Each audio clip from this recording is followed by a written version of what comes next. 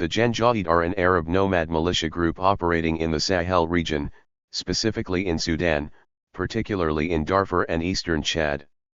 They have also been speculated to be active in Yemen. According to the United Nations definition, Janjaweed membership consists of Arab nomad tribes from the Sahel, the core of whom are Abala Arabs, traditionally employed in camel herding, with significant recruitment from the Baggara. Janjaweed nomads were initially at odds with Darfur's sedentary population due to competition over natural grazing grounds and farmland, a conflict exacerbated by dwindling rainfall and drought.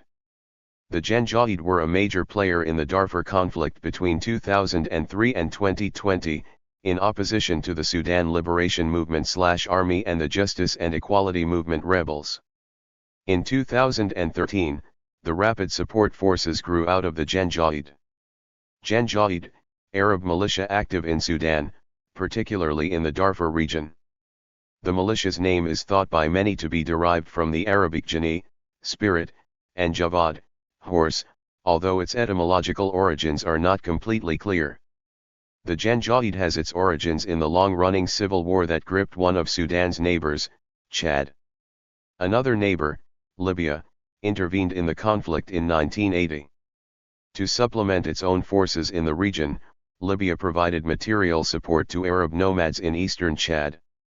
Across the border in Darfur, the Sudanese government gave arms and ammunition to Arabic-speaking Abala nomads and enlisted them to act as an armed deterrent against Chadian incursions into Sudan during that time.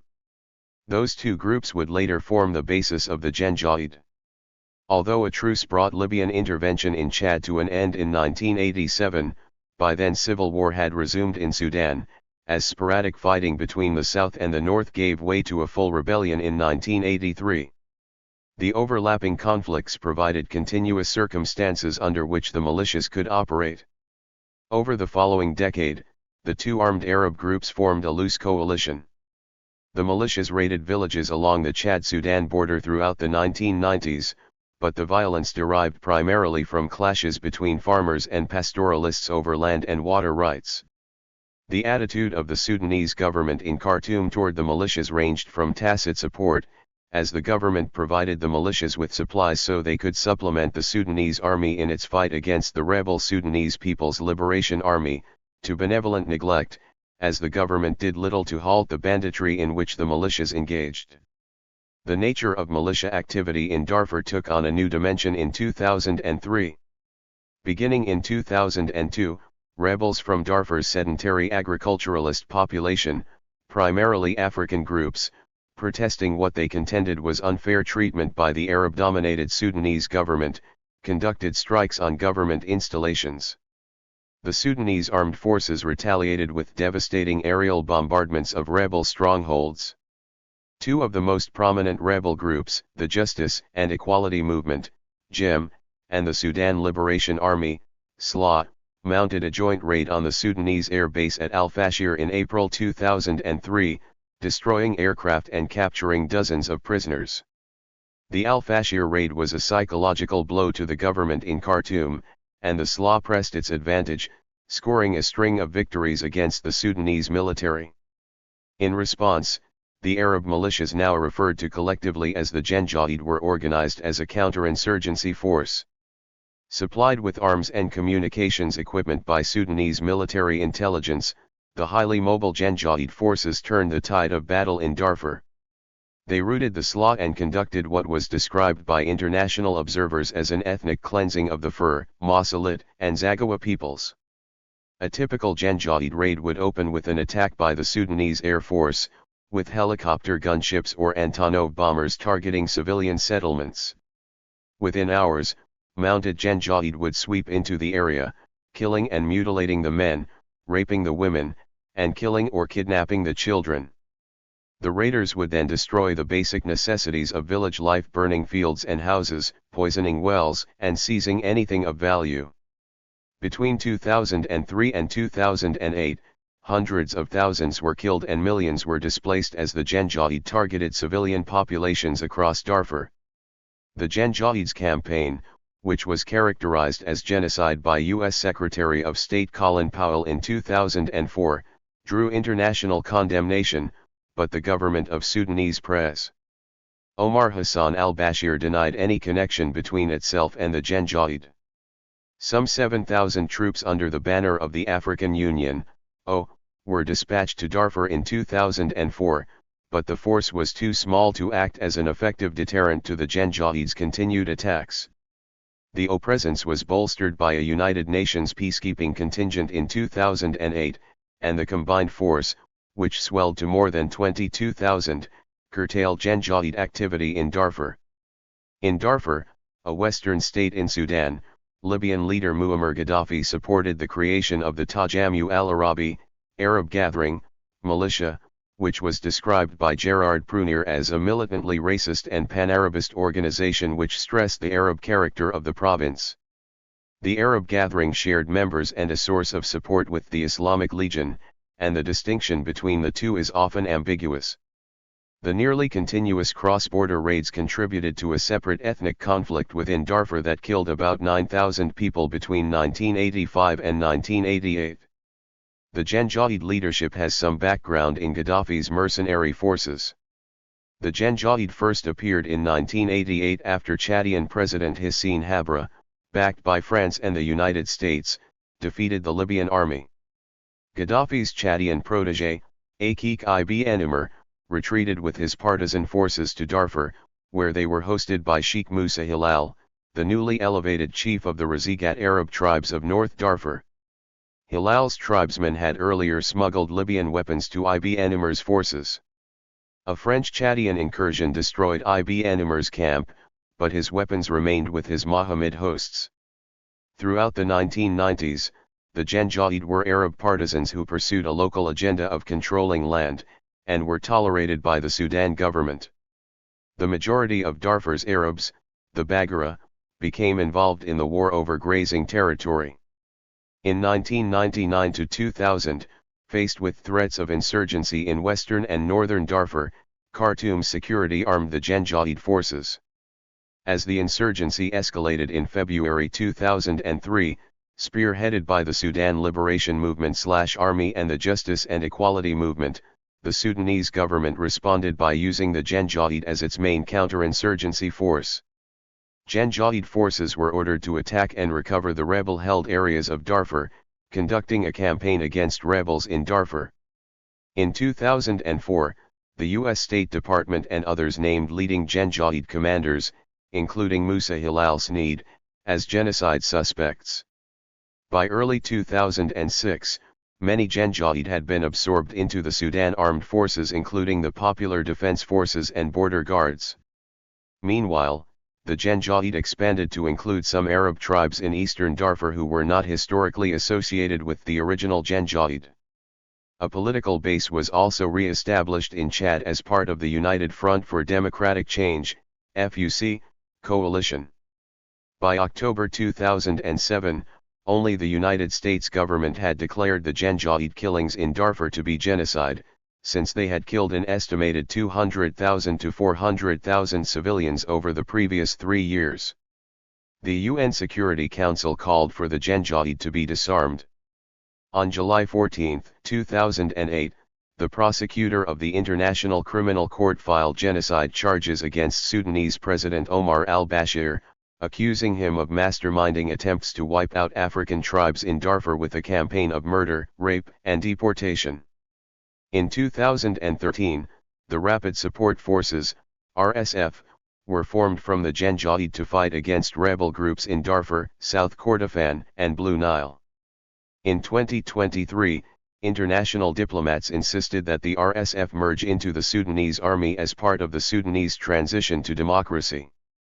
By April 2023, power struggles developed between Sudan's de facto national leader, Army Commander Abdel Fattah al-Burhan, and the leader of the RSF, Hemedti. On April 15, 2023, clashes between RSF and army forces erupted across the country. By the second day of the conflict, 78 people had been reported killed.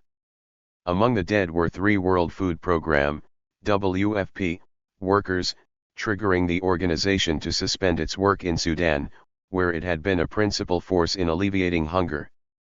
United Nations Secretary-General Antonio Guterres demanded immediate justice for the killings and called for an end to the conflict. Diplomats from the African Union and Saudi Arabia mediated a 3-hour humanitarian ceasefire to permit the evacuation of the injured. Despite this, the battles continued, as both sides claimed to have seized control of key sites in and around the capital city.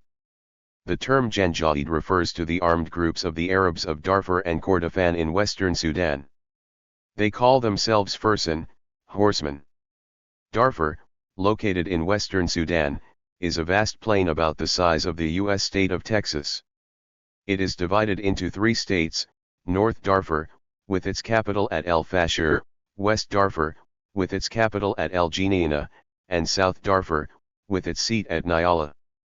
North Darfur is semi-desert, while the western and southern regions have rich, fertile lands. Darfur's population is estimated at 7 million. All Darfurians are black Muslims, even though many identify as Arab based on genealogy linked to Saudi Arabia. Darfur shares borders with the Central African Republic, Chad, and Libya. The Janjaweed militia originated in the mid-1980s when Darfur went through devastating times due to a combination of factors.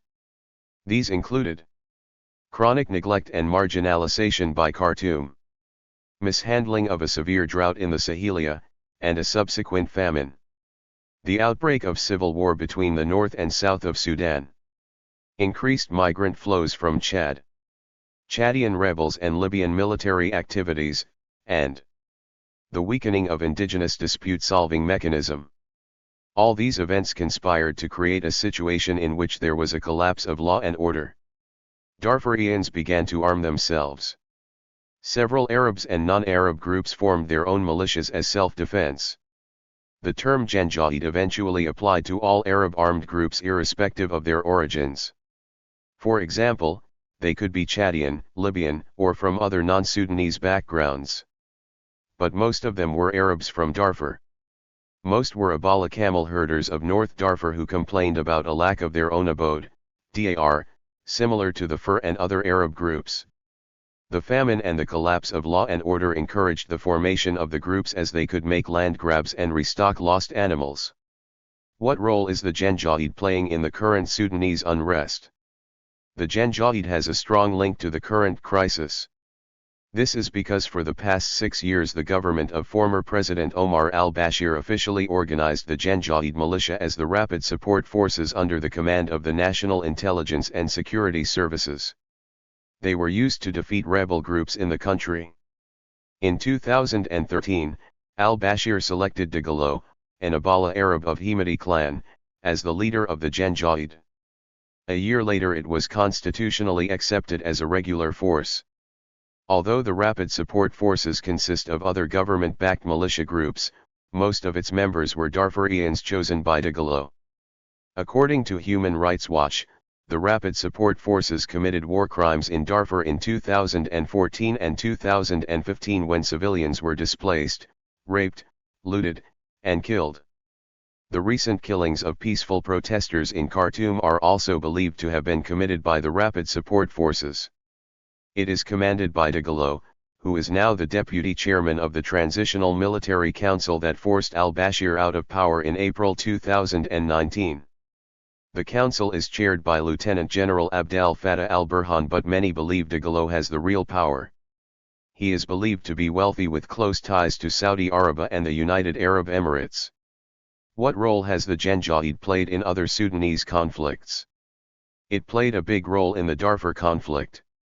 When the Darfur rebels, made up of the Sudan Liberation Army and Justice and Equality Movement, escalated their attacks on government positions in April 2003, the government unleashed the Janjaweed to target the Fur, Zaghawa, and Massaleit villages. The al-Bashir government intensified recruitment to help mobilize for its counterinsurgency war against the rebels. This included signing up criminals, convicts and prisoners, as well as appointing new village chiefs. What links do the Sudanese military have to the Janjaweed? Politicians and military officers played a considerable role in the recruitment, organization, equipping and training of the Janjaweed. As for the army, it has carried out military operations together with the Janjaweed. For example, during Janjaweed attacks in Darfur, the National Armed Forces provided air as well as ground support. When the Rapid Support Forces were created, they were formally recognized as part of the National Regular Forces. This has meant that it's been well supplied and well equipped, much more so than in the early 2000s. What does the involvement of the Janjaweed mean for democracy in Sudan? Is there any hope for civilian rule? It is heartbreaking to even think of the Janjaweed on the streets of Khartoum. The failure of the international community, including the African Union, to solve the Darfur crisis in the first place allowed the Janjaweed to rise to the national political stage. It's enough to create despair. But there is always hope. It is a good sign that the Transitional Military Council and the opposition have agreed to resume talks. The army should hand over to civilian government as soon as possible. Thank you for watching this video.